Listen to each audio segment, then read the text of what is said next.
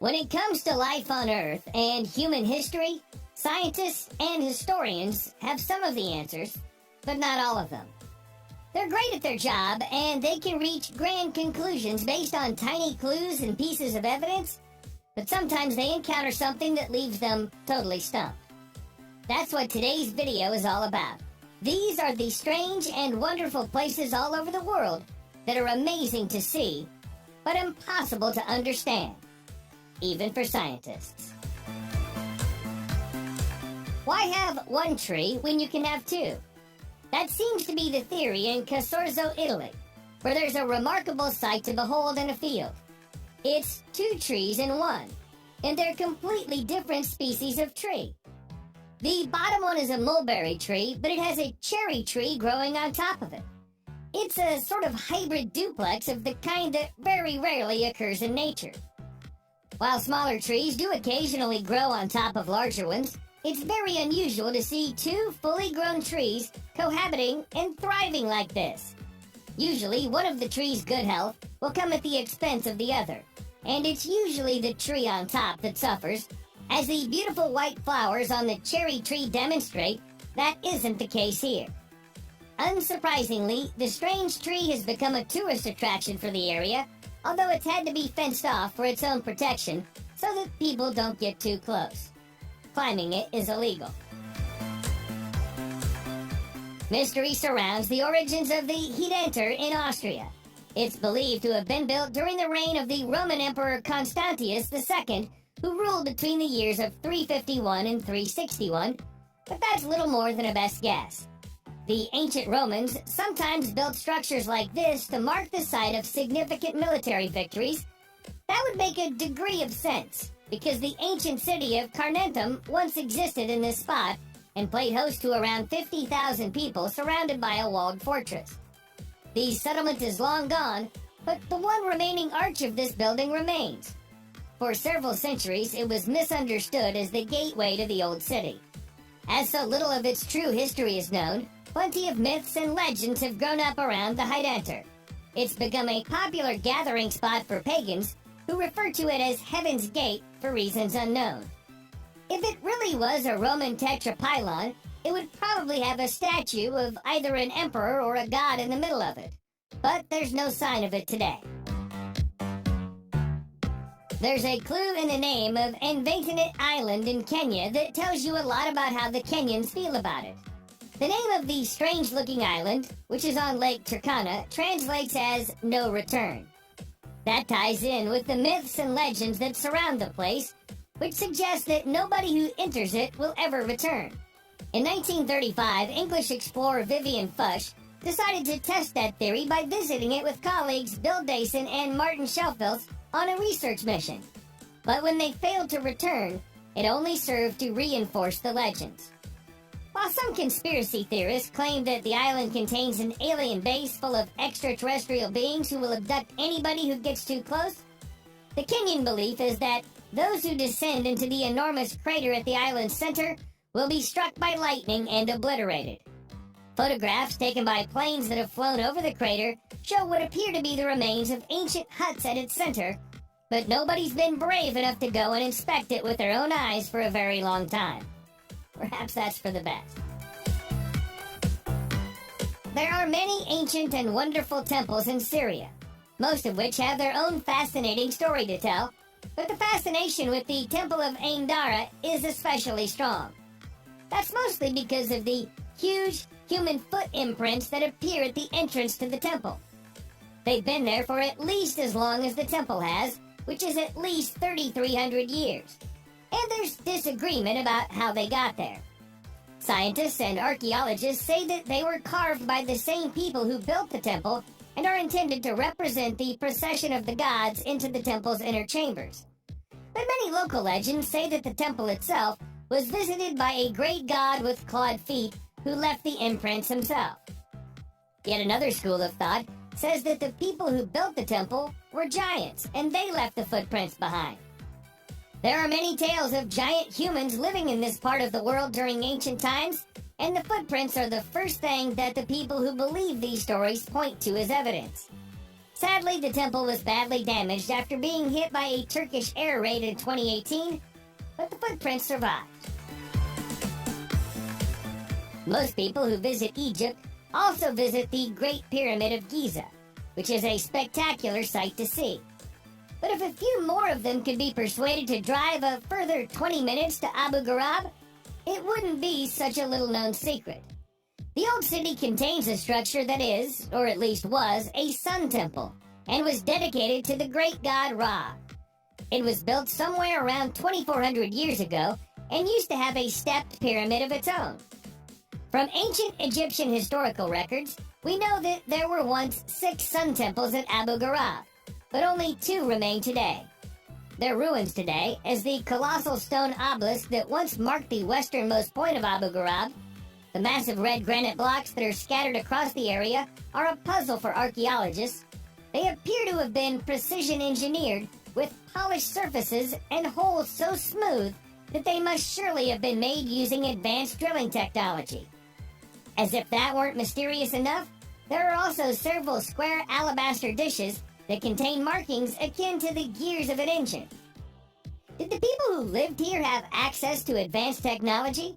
If so, what happened to it? And to them?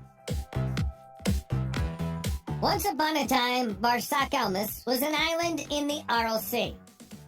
These days, the water level is a little lower than it was in ancient times, and it's now a plateau in Kizilorda, Kazakhstan. Much like Avaitannet Island in Kenya, this is said to be a place that people visit and never return from. Even the name, which translated from its original Turkic language, means whoever comes here shall not return. In 1939, it was declared a national reserve and was closed off to visitors for the remainder of the 20th century. Nobody knows what the Soviets did there during those years, but there are plenty of rumors that it was used for top-secret research. Even today, electronic devices fail as you get close, and navigational equipment stops working. There have been documented cases of people's skin turning blue after spending too long at or close to the plateau, and a commonly told legend about a group of nomads who stayed here for what they believed to be a year, only to return to civilization to find that 3 decades had passed. It's a mysterious and seemingly supernatural place. Amid the ruins of Amman in Jordan, where you'll find the crumbling shells of temples and palaces, you'll also find the shattered remnants of a giant human hand made from stone. This is the Hand of Hercules, and even in its broken, 3-fingered state, it's still a strangely intimidating thing to look at. The hand is part of the Temple of Hercules, which was built during the 2nd century during the Roman occupation of Amman Citadel. For reasons that have been lost to history, it appears that the temple was never finished. The presence of an elbow made from marble implies that there was once a plan to build a colossal statue of Hercules here, which, had it been completed, would likely have been the largest statue in the world at that time. The region is known for earthquakes, so it's possible that the Romans gave up on the idea of building anything here after enduring one earthquake too many for their liking. As tour guides like to point out to the curious visitors, the nails and cuticles on the hand look like they're well trimmed and conditioned, leading to jokes about Hercules enjoying regular manicures. While we at least know that the Romans were responsible for building the abandoned Temple of Hercules, we have no idea whatsoever who built the Pyramid of Siusiuco in Mexico City, Mexico. There's some evidence that an enormous volcanic eruption destroyed the civilization that once existed here, but aside from that, they left very little behind for us to remember them by, other than their pyramid. By examining the land around the pyramid, archaeologists have been able to conclude that it was farmed for a period that started around 3,200 years ago and ended during the 1st century when the Sitle volcano erupted. That was a tragic twist of irony for the Mesoamerican population, who are thought to have worshipped a god of fire. While some historians believe that the entire population perished in that disaster, there are some who believe that the survivors fled to other parts of Mexico and took elements of their culture with them, eventually playing a role in the rise of Teotihuacan. While there are no humans living here anymore, there's a thriving population of rattlesnakes and tarantulas. making it a somewhat hazardous place to visit. The mystery of the lost city of the Kalahari is an existential one, by which we mean that there's controversy about the question of whether it really exists at all.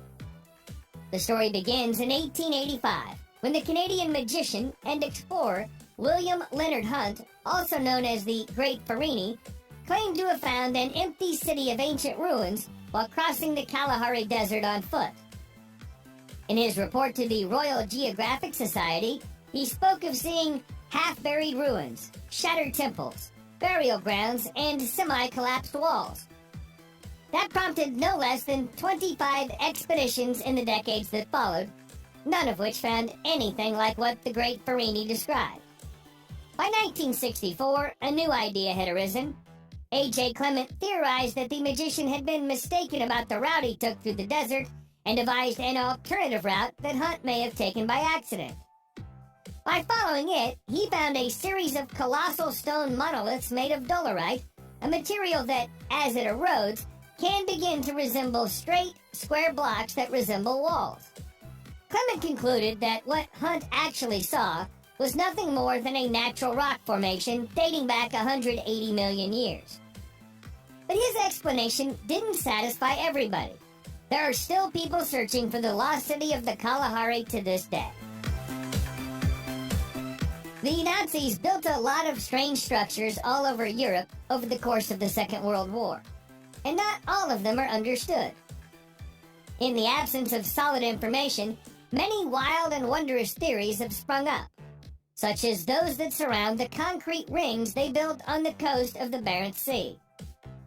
The fact that the Soviet military took ownership of them after the war and refused to let anyone else get close for several decades did little to dispel the most extreme of those theories. To some, the Soviet interest in the site confirmed that these were places that the Germans conducted tests on anti-gravity devices and weapons of mass destruction. There's been some speculation that this is the place that the Nazis worked on a top-secret project known as Die Glocke, or the Bell. Other than knowing its shape, nobody truly knows what Die Glocke was supposed to do, aside from the fact that it was a fearsomely powerful weapon. It's perhaps more likely that these were concrete bases upon which rotating artillery pieces were mounted. But that's far less fun to believe. There are people who live in the town of Swinton in North Yorkshire, England, who believe that there's an ancient temple in their neighborhood. Looking at Swinton Druid's Temple, it's not hard to understand why. It certainly has the appearance of something ancient, and the words Druid Temple ought to give a clue to its function. In reality, however, it was built a mere 2 centuries ago by an extremely eccentric landowner, William Danby, who lived in Swinton during the 1820s, was a wealthy and generous man who was concerned about rising unemployment in his hometown. To help solve the problem, he paid dozens of locals to build the temple for him as an effigy to Stonehenge. Once that was done, he offered a huge financial reward to anyone capable of living as a hermit in the middle of it for 7 years. Someone managed to stay for 4.5 years, but nobody managed all 7, and William's reward was never claimed. Even though it's not really an ancient temple, it's still visited by New Age pagans and druids every summer solstice. Gunjiwamp in Groton, Connecticut, USA is the type of place that gives archaeologists and historians a headache. The settlement has been used and reused by a variety of settlers for at least 1,400 years, all of whom left their own mark on the landscape. There are stone chambers, stone rings, etching on the walls that don't correspond to any known language, and Native American artifacts.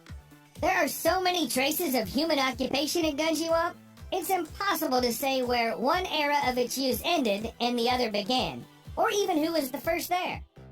One popular theory is that it was built in the 6th century by Celtic Christian monks who'd run away from Ireland to escape Viking raids. But that would rewrite the accepted history of pre-Columbian America, and also disregards several pieces of evidence that suggest the site is far older.